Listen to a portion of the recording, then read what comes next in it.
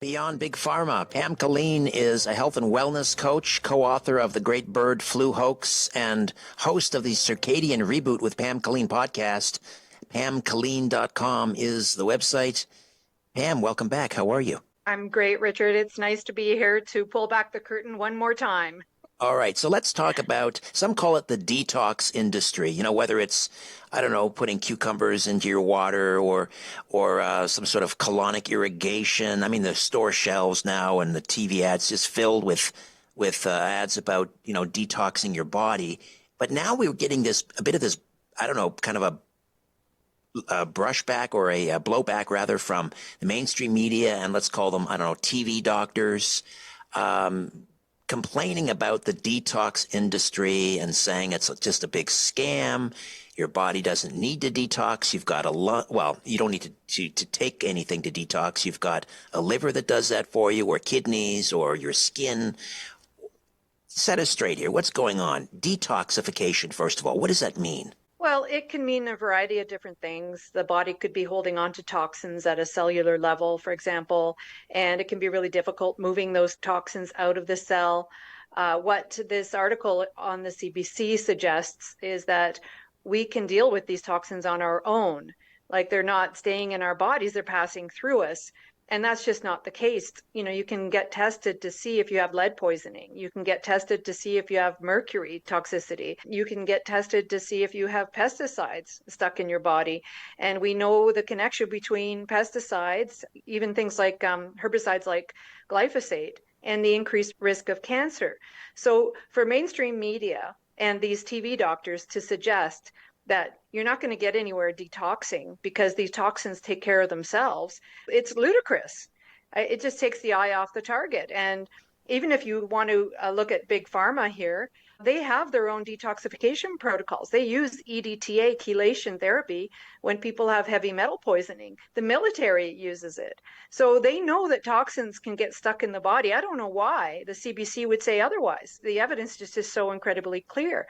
And when your body is filled with these toxins, they can create all sorts of symptoms, everything from fatigue to inflammation and so on, not just cancer.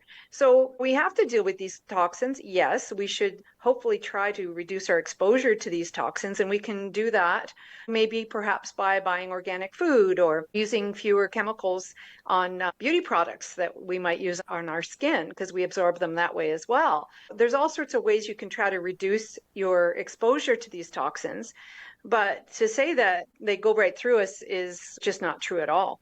Right. Now, ideally, isn't your liver supposed to produce the enzymes required to detoxify the body? So if your body's becoming overwhelmed by toxins, I guess your liver is not functioning properly?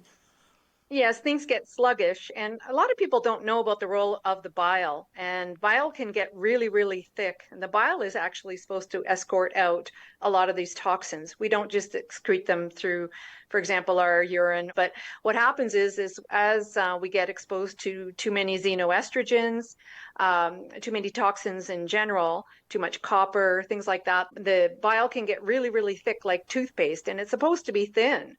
So it helps excrete things out of the body. And so eventually you get congested, you get plugged up, and you can't get rid of the toxins. And oh my goodness, when you can do things to, for example, get your bile thin, like some people do well just doing lemon water. That helps to thin the bile, and they feel so much better sometimes just doing something like that. But you can eat a lot of bitters as well. Sometimes bitters can help thin the bile.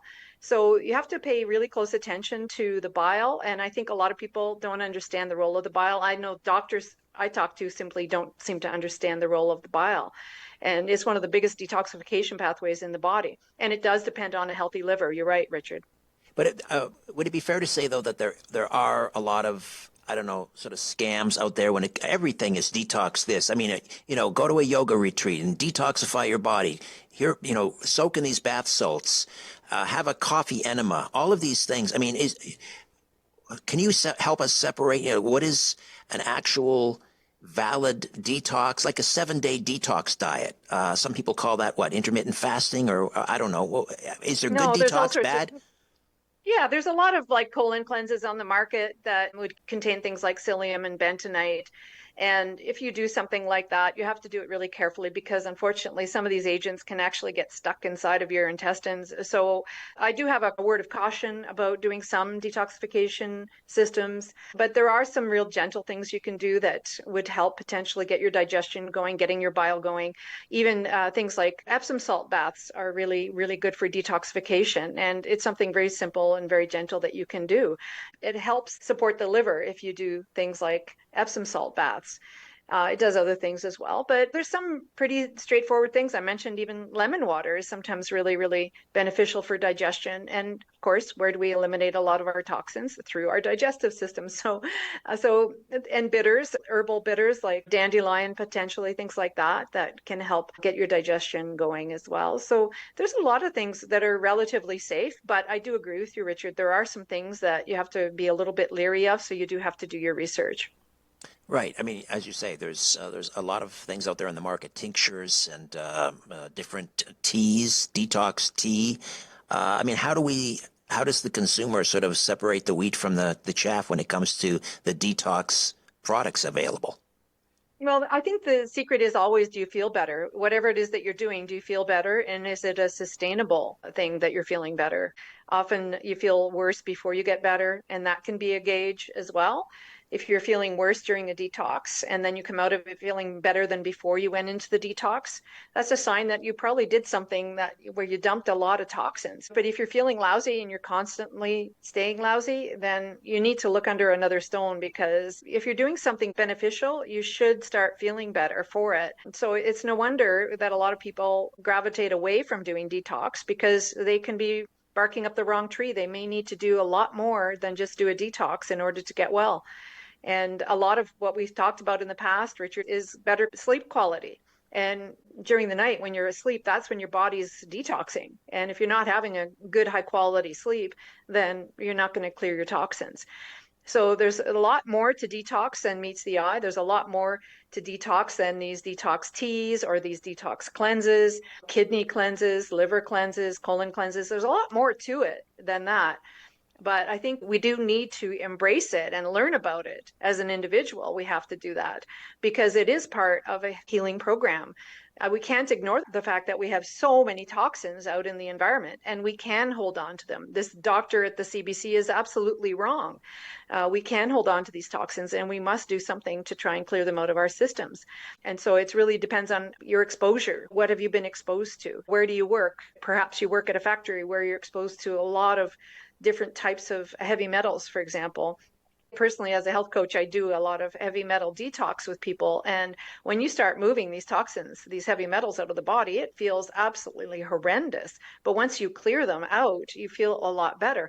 And in the medical world, I've talked to a lot of people who've used EDTA, chelation therapy, for heart issues, and they do the EDTA chelation therapy and they feel fantastic after as well. Whether or not it's sustainable, it's a whole other question, but they do have a cause and effect relationship using this chelation therapy. So the medical world knows about the fact that we hold on to toxins, and there are a variety of natural choices you can gravitate towards to try and get some of these toxins out of the body, or even in the medical world, they do have choices there as well.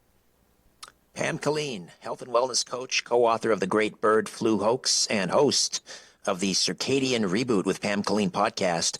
PamKilleen.com, KILLEN.com. We'll put the link in the episode notes for tonight's podcast. Pam, always a pleasure. Thank you so much. Thanks, Richard.